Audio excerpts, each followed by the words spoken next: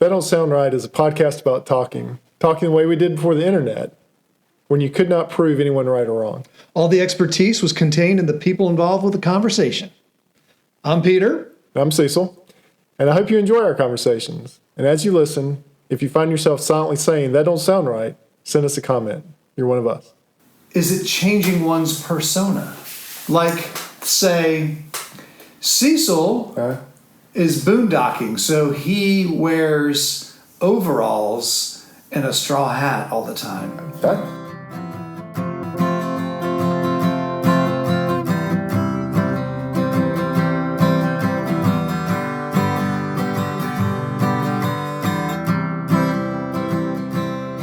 Welcome back to another episode of That Don't Sound Right, a podcast about talking. We're your co-hosts. I'm Peter Millman. I'm Cecil Davis. And we're just trying to have a conversation without using Google or fact-checking online. Those things can so easily kill the conversation. And this time of year is my favorite year, Peter. As I was driving over here tonight, lots of conversations were going on in my head because it's bulky item pickup. It's over. Is it bulky item pickup week at your neighborhood? Yes. And I'm always a little because it's raining a lot over last night and today. And I'm always a little disappointed when it rains during bulky item pickup. It kind of cuts back on the recyclers coming to get your stuff off your front lawn, right? Yeah. The one box this morning had a box of like scrap metal. Yeah. Gone. Oh, I would think so. Yeah. Totally gone. Went quickly. I need to look on the calendar to figure out when my bulky item pickup is. I've had my eye open for some good items. And also last week, I'm sorry we did not wish mothers Happy Mother's Day, but Happy Mother's Day belated. Hope you got your That Don't Sound Right t-shirt from your loved one. Or that sticker that you've been really wanting to put on your van. All right, I got one for you tonight. You don't know what it is. It is a word in the English language that exists, but I heard it used this week as a verb, and I had never heard it used this way. And I'd be surprised. So the word is boondocking. Boondocking? Do you know what boondocking is? I've heard of a boondoggle. There's a boondoggle, right? So that's something an adventure that's kind of a wild goose chase, a boondoggle. Well, I've always also heard of it. It's kind of a pleasure trip disguised as a business trip. That's it. Yeah, thank you. Boondoggle. A boondoggle is you tell your boss, hey, I really need to go down to Florida to check out some customers.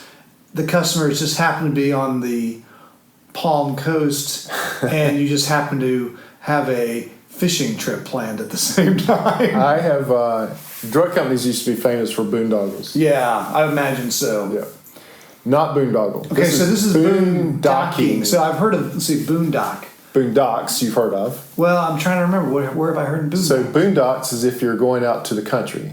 You know, if you're going outside of a city. You're from the Boondocks. There's a song called about being from the Boondocks.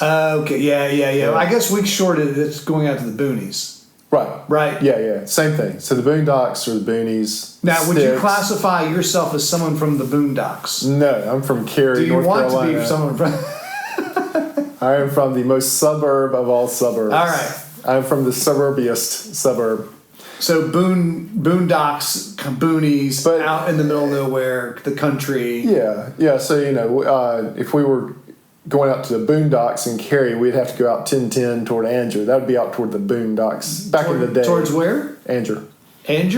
Where is Anger? Angier. Oh, A-N-G-I-E-R? Yeah, Anger. Is that south?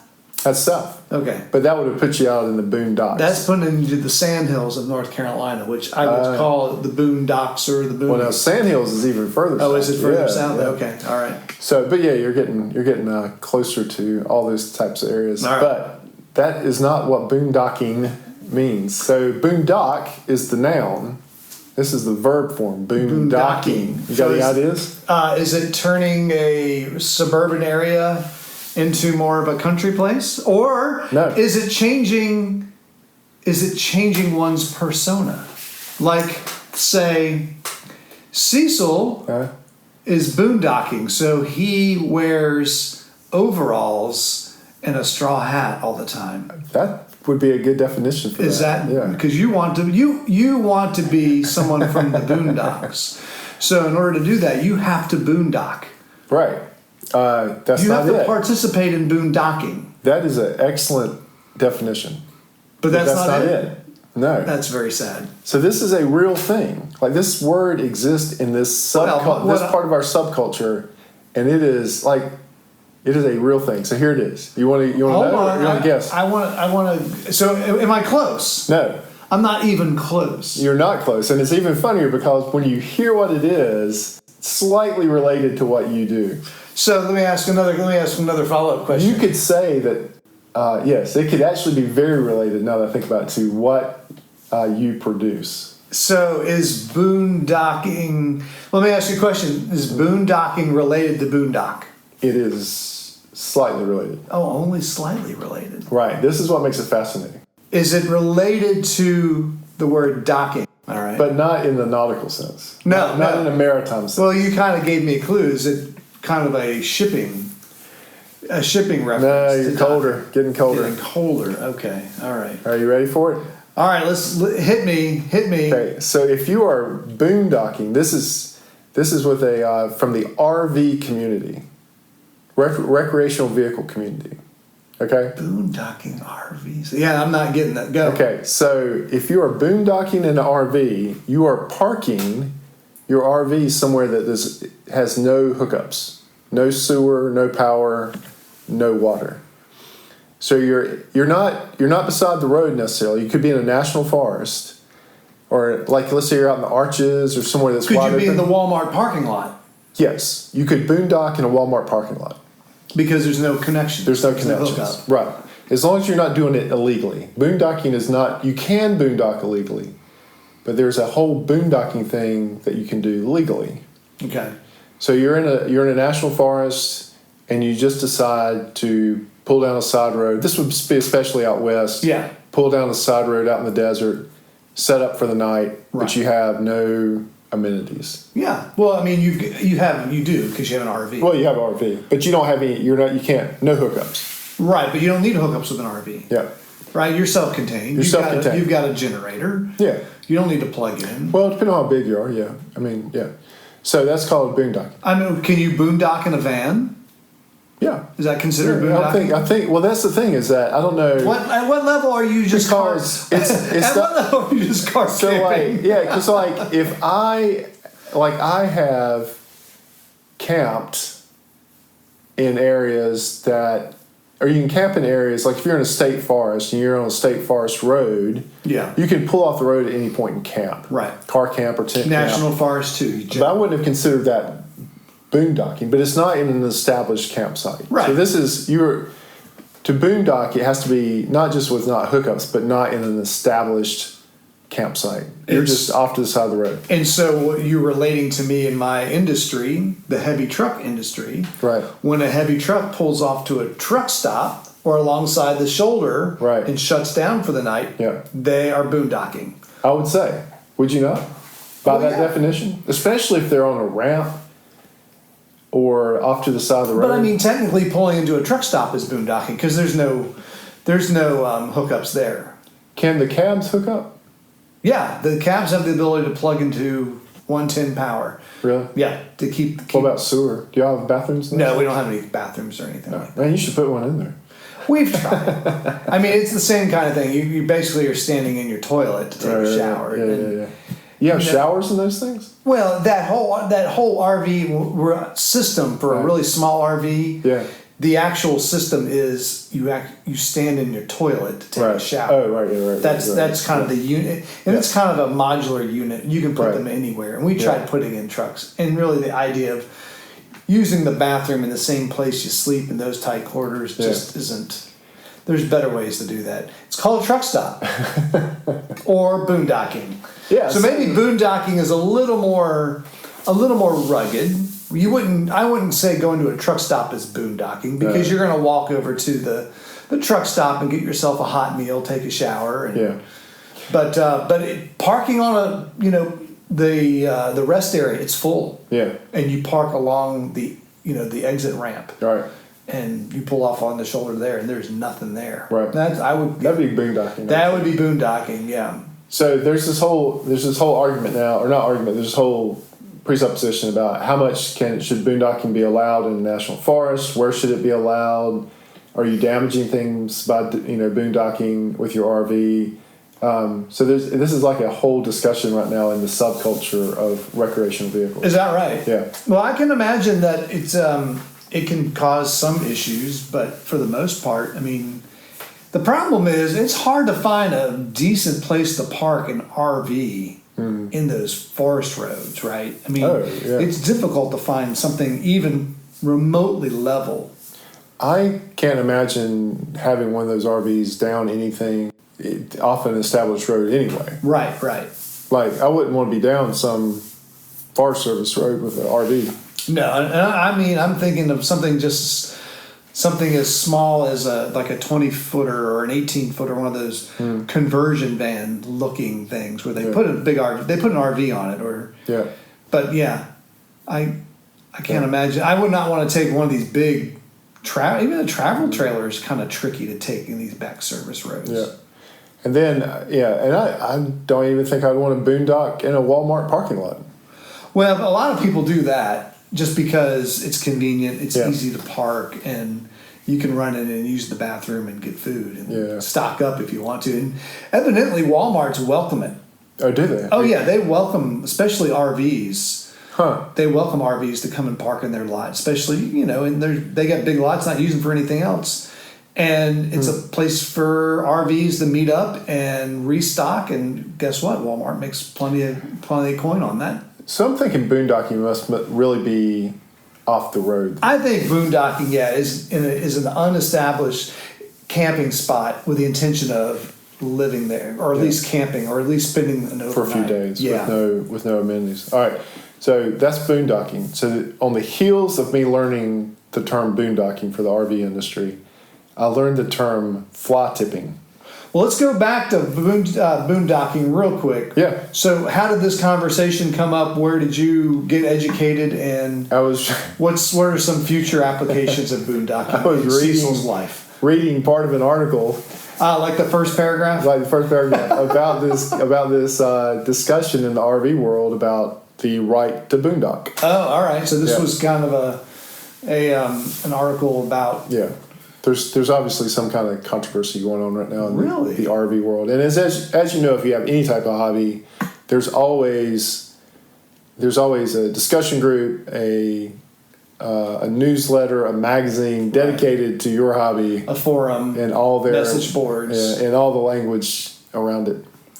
Well, it's probably just yet another thing that is a lightning rod for those in the RV world that they really feel strongly one way or the other, and you just have to watch what you say, or you're going to get canceled for boondocking. Right? Yeah, you don't have a sticker on the back of your RV that says "I'm a boondocker," and then the rest of the RV community shuns you. They're definitely going to slash your tires in that spot that no one can find you at. But I mean, I can see the appeal to it. That you would be there would certainly be an appeal to it on the Blue Ridge Parkway, where you would want to pull off and have these little, and they kind of encourage that in parts of the Blue Ridge Parkway, where you have these big pull-offs for picnics that aren't established campsites. They're just kind of wide areas in the road.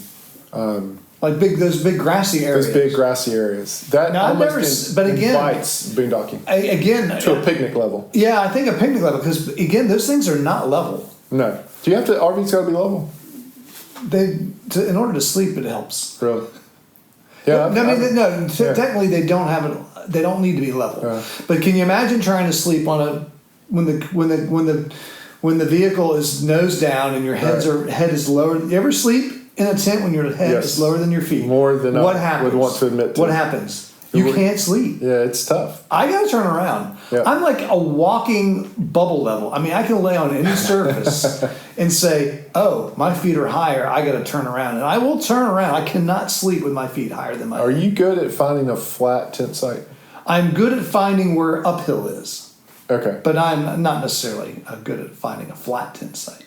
A flat tent site does not really give itself away until you lie down. No, you can't. And even if it appears flat...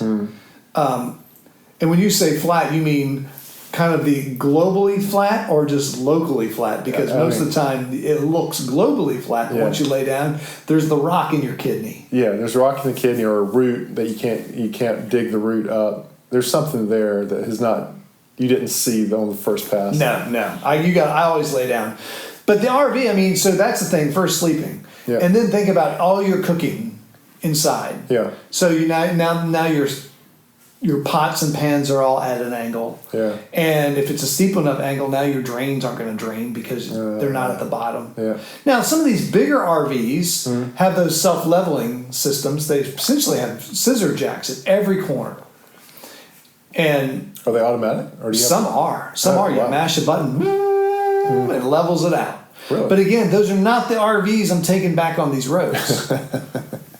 That's not a boondocking. Those are RV. not. It's not a boondocking type of RV.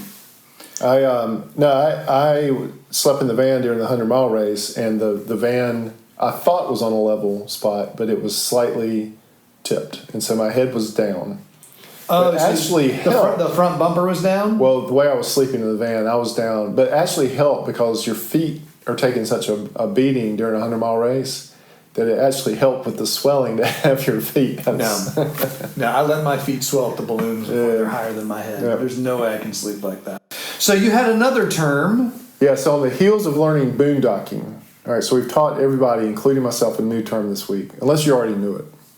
Yeah, I mean, let us know if you've heard of this. Maybe some of our listeners or have if you RVs. are a boondocker. You can send that. We'll keep that confidential because I understand there's a raging debate. So what's this other term you're going to lay on me? Fly tipping.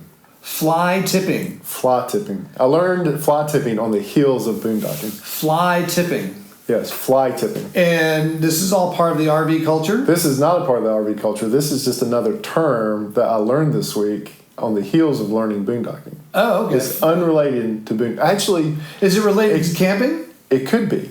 It could be related to boondocking too, actually, now that I think so. The term fly tipping... But it is independent, but could be used together. So the fly tipping is the, to me, if I had to define it, it's someone who only uses a rain fly to camp under. Oh, man, you're really good at coming up with these definitions. And they don't set it up quite right, and it starts to pull water. Yeah. Fly tipping is the act of pushing the water off the rain fly or off the tent onto the ground. If you're not following Peter's train of thought here, a fly is an integral part of a tent now, the rain fly. If anyone's had one of those 8x8 or 10x10 easy ups, you know what I'm talking about. Uh-huh.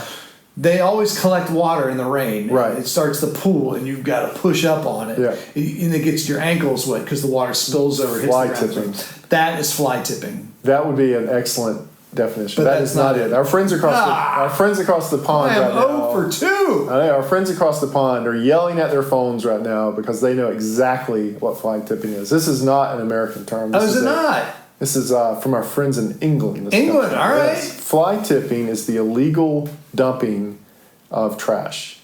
So, like, if you were boondocking and you just threw all your trash. Oh, you're a fly tipping boondocker. You're a fly tipping boondocker. That's the worst Is you can boondocking an English term? Yes, that's a term used. No, that's not an English term. That's an American English term. Oh, okay. Fly tipping is, but boondocking is. Boondocking is American, as far as I know. Okay. Fly tipping is England, and so if you illegally dump in an unposted area, that's called fly tipping. Here we just call it dumping. Right. Or taking out the garbage if you're out in the boondocks. Right. If you're from the boondocks, you're taking out the trash. There's always that road in the boondocks where everybody throws their trash. And there's a big sign that says no dumping. Right. And I guess in England it would say no fly tipping.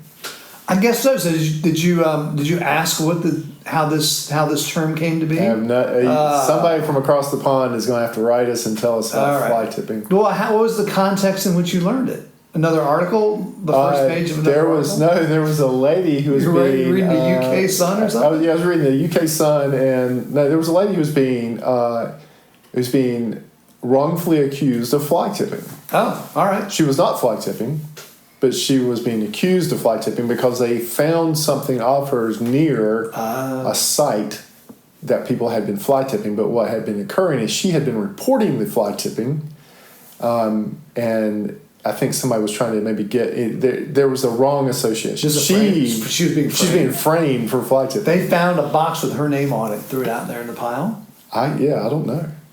Something like that. Maybe fly tipping. Our word would be dumping. Illegal dumping. So now I wonder if the fly tipping is something to do with the word fly and maybe the insect that flies typically like to be around garbage. I now wonder if when you're on a boondoggle, if you could boondock and fly tip at the same time. Because if you're on a boondoggle, you wouldn't be in an RV. You'd be in a fancy resort. Right. So if you're on a boondoggle. Yeah. Oh, fly tipping at a boondoggle? No, fly tipping in an RV that's boondocking. As part of a boondoggle? Yeah, as part of a boondoggle. Oh, so here's what you're saying is that you have a trash problem out in the boonies. Well, the boondoggle was the expensive trip, right? Hold on. Right. Let me complete the complete sentence. Okay. So you live in the boonies and you have a trash problem. Mm-hmm. But you need to go find a place to go fly tipping. Mm-hmm. So the best thing to do is to find a place that are somewhere else in the boonies, but you don't want to be too obvious, so you're going to boondock in the boonies. Right. But you really don't want to do it on your own time. So you talk your company into sending you on a trip. Right. And along the way, as part of the boondoggle, you stop in the boonies to fly tip while you're boondocking. Yeah, there you go. Exactly. Did you hear that? I did. Did you see how I strung all that together? Yeah. Excellent. And all of that don't sound right. None of that sound right. So we've learned 2 new terms this week on that don't sound right. We have finally taught ourselves something on this podcast. And maybe we've taught somebody else. Maybe. It's a possibility. But it don't sound right, but you have come to the end of that don't sound right. Hey, we want to thank everyone for listening. And if this is your first time listening and you enjoyed the conversation moderately, would you consider hitting the subscribe button on the platform you listen with? Also, if you're that long-time listener and have just been dying to give us a review, don't hesitate. Go ahead, do that rating, do that review so others can easily find us enjoying the conversation. Boondock on our website. That's what we're asking you to do. Or maybe we're asking you to fly tip. We don't want you to fly tip in the comment section. That Don't Sound Right is a production of TDSR Podcast in conjunction with Camel City Studios. I am your co-host and sound engineer, Cecil. Peter is your other host, and web designer Camille is our barista. Emily does our graphic design. Ella does our Instagram. Giorgio tests our merchandise. Brent is our international brand ambassador. I wonder if he's heard about fly tipping overseas. We'll have to ask him. And as always, listener number 1 is Scott. So until next week, keep talking. And stay curious.